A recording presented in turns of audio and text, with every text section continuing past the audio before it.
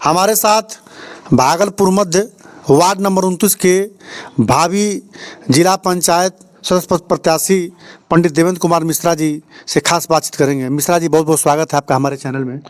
बहुत बहुत धन्यवाद। सबसे पहले मैं भागलपुर ब्लॉक के वार्ड नंबर 29 मध्य के सभी सम्मानित जनता जनार्दन का प्रणाम करता हूं और साथ ही हार्दिक अभिनंदन, वंदन और स्वागत भी करता हूं। आपसे एक सवाल रहेगा चुनावी मुद्दे में कि भागलपुर मध्य वार्ड नंबर 29 के जनता का मूड क्या है और आपका चुनावी मुद्दा क्या है? देखिए, बात चुनावी मुद्दा की जाए तो हमारी चुनावी मुद्दा, कोई हम नेता तो है नहीं कि हम चुनावी मुद्दा की कोई बात करेंगे। और क्षेत्र में जो मेरी पहचान है वो एक समाज सेवी के नाते है और मेरा बस एक ही मुद्दा है, समाज की सेवा करना। आज मैं जिस समाज की सेवा करने के लिए अगर मुझे पद मिलता है जिला पंचायत बनकर के मैं आता हूं तो भी मैं समाज की सेवा करूंगा और आज भी मैं समाज की सेवा कर रहा हूं। और बात जनता की मूड की है तो हमारी जनता इस चीज़ को जानती है। मैंने आप बहुत पहले भी लोगों को अपने फेसबुक के माध्यम से बताया था और आपके फेसबुक पे एक मैंने बड़ी अच्छी चीज़ देखा कि समाज सेवी कौन। तो ये सत्य बात है कि समाज सेवी कौन है, क्योंकि समाज सेवी लिख देने से कोई समाज सेवी नहीं हो जाता है, या फिर हम एक सफ़ेद कुर्ता और पैजामा पहन के क्षेत्र में घूमने लगे उससे समाज सेवी कोई नहीं होता। महोदय, आपका जो सवाल था फेसबुक पे वो मुझे बहुत अच्छा लगा कि समाज सेवी कौन। देखिए, समाज में दबे कुचले लोगों को एक उत्थान की तरफ ले जाना, उनकी मदद करना, यही समाज सेवा का कार्य है। ठीक है, और जनता इस चीज़ को जानती है और जनता का मूड है, वो जानती है कि जो व्यक्ति संघर्षशील है, और रियल लाइफ और रियल लाइफ में बहुत फ़र्क होता है। तो रियल लाइफ में आप देखे होंगे कि रियल लाइफ में केवल दिखाया जाता है, पर रियल लाइफ में आपको संघर्ष करना पड़ता है। बिल्कुल, बिल्कुल। और मैं अब तक जो है रियल लाइफ में इस धरातल पे मैं संघर्ष किया हूं और मेरी इस वार्ड नंबर 29 की जनता, जो 33 था अब 29 हुआ है, तो पूरी 33 की जनता ये जानती है कि पंडित देवेंद्र कुमार मिश्रा एक समाज सेवी हैं और मैं समाज की सेवा करता हूँ और तमाम तरह की चीज़ें आपको मिला है। तो जनता इस बार चाहेगी तो जनता का आशीर्वाद रहेगा और ये तो समय आने पर पता चलेगा। ये बताइए कि वार्ड नंबर 29 में कुछ प्रत्याशी ऐसे हैं कि पहले से रन कर रहे हैं, कुछ प्रत्याशी अचानक आ गए हैं, तो क्या कुछ पैसे का भी व्यवस्था चलता है चुनाव में? बहुत तरह की व्यवस्थाएं होती हैं, इस पर क्या कहना है आपका? देखिए, चुनाव में अगर इस बात को कहा जाए तो इसमें कहीं गलत नहीं है, क्योंकि पैसे का बहुत बड़ा महत्व है।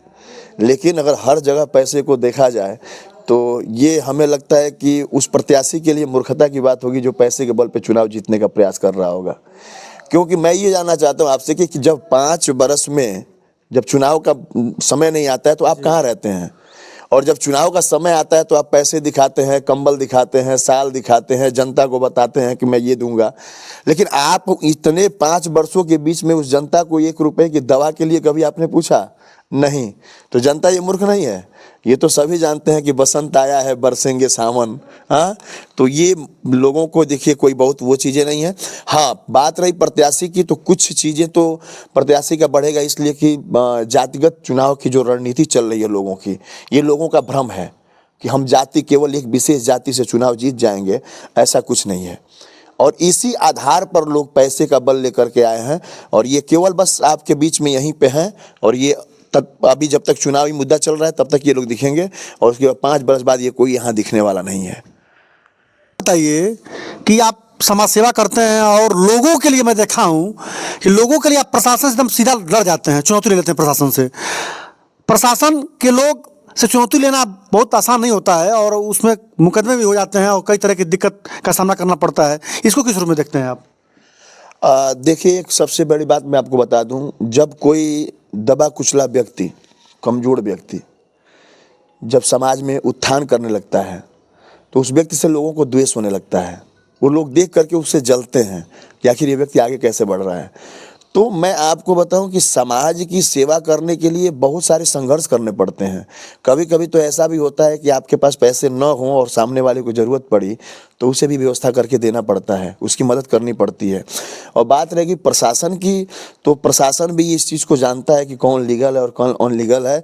और जो क्षेत्र में देखिए, एक ये जुनून है, ये एक नशा होता है। ये जैसे हम जब किसी सामने वाले को मदद करते हैं तो हमें खुद को सुकून मिलता है कि हमारे द्वारा सामने वाले का कार्य हुआ और उसका नुकसान नहीं हुआ, और उस चीज़ को उसको जब खुशी मिलती है तो हमें ऐसा महसूस हुआ कि हम भी खुश हैं। और क्षेत्र की बात करिए, अभी आप देख रहे होंगे तेलिया फीडर में वो इतना बड़ा जो है सो तार ब्लास्ट हुआ। एक दिन पहले लोगों ने धरना प्रदर्शन भी किया, तमाम लोग उसमें युवा कुछ नेता भी जो है सो नए उभर के आए। देखिए, कुछ जगहों पर मेरा पहुंचना इसलिए जायज़ नहीं होता है क्योंकि हमारे लोग पहले से वहाँ मौजूद होते हैं। हमारा छोटा भाई है अभी इस समय अंडिला के जो है सो ग्राम प्रधान विनीत उपाध्याय जी, श्रेय कोई ले जाए पर उस व्यवस्था में हमारा छोटा भाई जो है विनीत उपाध्याय जो है लगा रहा, और हम लोग जो है सो एक दूसरे से संपर्क में रहे कब क्या कहाँ हो रहा है, क्योंकि हर समय हर जगह पहुंचना नामुमकिन है क्योंकि नहीं पहुंच सकता व्यक्ति। तो हमारा जैसे प्रशासन से लड़ने में बस ये समझिए कि एक मानना है, क्योंकि प्रशासन भी इस चीज़ को जानती है कि अगर समाजसेवी इस पर अगर बात कर रहे हैं तो क्या सही है और क्या गलत है। इसलिए मुझे इसका डर नहीं रहता है, क्योंकि अगर मैं गलत रहूँगा तो मुझे जेल में डालने का डर है, अगर मैं गलत नहीं हूँ तो फिर आज नहीं तो कल तो जेल से निकल के आऊँगा ही मैं। इसलिए मुझे इन सब चीज़ों का कोई भय नहीं लगता है, और आज नहीं आगे भी मैं इसी प्रकार से जनता की मदद करता रहूँगा। और प्रशासन भी हमें प्यार दुलार देती है, क्योंकि मैं प्रशासन की भी मदद करता हूँ काफ़ी। प्रशासन भी जहाँ हमें ज़रूरत पड़ती है प्रशासन कहती है, और हम अपने लोगों के साथ प्रशासन की भी मदद करते हैं। एक बात और आपके साथ आ जाता है कि आप ब्राह्मण महासभा के जिलाध्यक्ष हैं, तो एक मतलब एक थोड़ा सा बात कटती है कि आप ब्राह्मण के जिलाध्यक्ष हैं महासभा के, और आप फिर समाज सेवा की बात करते हैं। इसको दोनों का थोड़ा हमको सुना दीजिए। एक तरह से कहीं कहीं ना कहीं जातीयता झलकती है इस बात से। अच्छा, एक बात बताइए, क्या आपको बुरा नहीं लगा उस वक्त जब पूरी कुछ लोग जो है सो विपक्ष दलों के लोग जब आपको कहते थे गोदी मीडिया? तो लगता था, बिल्कुल लगता था ना बिल्कुल। कि आप लोग जो है सो गोदी मीडिया एक्चुअली क्या है कि माननीय हमारे जो प्रधानमंत्री जी हैं नरेंद्र मोदी जी, इन लोगों का कहना है कि प्रधान नरेंद्र मोदी जी के हाथों सारी मीडिया बिक चुकी है, ऐसा लोगों का कहना है। तो क्या आपको बुरा नहीं लगता था? बिल्कुल बुरा लगता था। तो देखिए, आप क्या हैं और लोग क्या हैं ये आप जानते हैं अच्छी तरीके से। हर एक व्यक्ति को जीने का एक बेस होना चाहिए और उसकी एक पकड़ होनी चाहिए, उसकी एक पहचान होनी चाहिए थी। मैं भी जब स्टार्टिंग में समाज सेवा किया तो मुझे लगा कि प्रशासन के बीच में बैठने के लिए एक किसी शक्ति की ज़रूरत है जिससे मैं करूं। मैंने आज तक किसी विधायक, किसी सांसद, किसी प्रधान, किसी ब्लॉक प्रमुख, किसी प्रतिनिधि के बड़ों का मेरे ऊपर किसी का हाथ नहीं रहा है, क्योंकि जो लोग जिससे हाथ लेकर के जिसकी मदद करना चाहते हैं, मैं डायरेक्टली एसपी साहब से, जिला अधिकारी महोदय से, एसडीएम साहब से, आपके थाना अध्यक्ष महोदय से, इन लोगों से मैं गरीबों की मदद कराता हूं। तो एक बात बताइए, जहां आप खुद पहुंच सकते हो वहां दूसरे के कंधे पर बंदूक रख करके चलाने की आपको जरूरत क्या है? दूसरे की सहारा लेकर के बैसाखियों पे चलने की क्या जरूरत है? क्योंकि आप उनके साथ रहिए, उनके साथ जुड़िए। तो हमारा क्या सबके साथ संबंध है। माननीय विधायक हमारे साकाउबा जी हैं, उनके साथ भी अच्छा हमारा संबंध है। राजमंदिर हमारे जो है सो इस वक्त विजय लक्ष्मी गौतम जी हमारी मंत्री हैं, उनके साथ भी हमारा अच्छा संबंध है। ब्लॉक प्रमुख जी हमारे हैं, उनके साथ भी वो भी मिलते हैं, हमारा दंड प्रणाम नमस्कार होता है। आज के समय में जो प्रत्याशी हैं हमारे भागलपुर मध्य वार्ड नंबर 29 के जिला पंचायत में, सारे प्रत्याशियों से मुलाकात होती। अब रह गई जो हमारे प्रति अपने मन में द्वेष बैठा के बैठे हुए हैं, तो उसको हम निकाल नहीं सकते हैं। और बात रह गई समाज में हैं और समाज की सेवा कर रहे हैं, तो कुछ लोग बुराई भी करेंगे, कुछ लोग हमारी तारीफ भी करेंगे, कुछ लोग हमारे साथ भी चलेंगे, कुछ लोग हमारे पैर खींचने का प्रयास भी करेंगे। तो इन सब बातों पे ध्यान नहीं दिया जाता है। मेरा मानना है कि कर्म प्रधान विश्व करी राखा, जो जस करें तसई फल चाखा। मैं अपना कर्म करता हूँ और जो फल की इच्छा है तो एक परमात्मा और दूसरा हमारी जनता है, तो जनता भी हमारी परमात्मा से कम नहीं है। इसलिए मैं पुनः एक बार अपने जनता के हाथ जोड़ करके मैं उनको सादर प्रणाम करता हूं। और ये चुनावी मुद्दा है, मैं बस इतना ही कहना चाहता हूं, क्योंकि मुझे बुरा उस वक्त लगता है जब लोग कहते हैं अरे मैं पैसे लेकर के आया हूं और चुनाव जीत के चला जाऊंगा। तो मेरी जनता पैसे पे बिकने वाली नहीं है, क्योंकि जनता को काम चाहिए और उनके जो बच्चे हैं उनको अच्छी शिक्षा चाहिए और उनका बढ़िया से बढ़िया जो व्यवस्था हो सके उनके गांव में आने जाने के रास्ता। अच्छा, आप एक बात बताइए, तमाम लोग हैं यहाँ पे समाज सेवी। सनबरसा गाँव के अंदर एक ट्रांसफार्मर खराब हुआ था, कम से कम 1 हफ्ते तक लोग परेशान थे, पर वो ट्रांसफार्मर नहीं लग रहा था। पर मुझे सूचना मिली और मैं केवल घूमने के लिए गया और मैंने जेई से बात किया और वो ट्रांसफार्मर लगा। ये शायद आपको भी सूचना मिली होगी। बिल्कुल, बिल्कुल। बरसात का मौसम चल रहा था, उसी जगहों पे आप देखे होंगे एक रास्ता है मिट्टी का थोड़ा सा आगे, और सोनबरसा तमाम जो है सो इस क्षेत्र के बगही बगहा सोनबरसा गोहरिया एकौना कपूरी पार कपूरी तमाम बच्चियां हमारी जाते हैं, बच्चे जाते हैं। मैंने उनका कष्ट देखा, वो साइकिल से उतर करके पानी में निकल करके पुनः साइकिल पे चढ़ के जाते थे। क्या इतना भी जो है सो लोगों के पास व्यवस्था नहीं है जो कि उस रास्ते को सही करा सकें? मैंने प्रयास किया, कुछ काम हुआ, कुछ बाकी रह गया।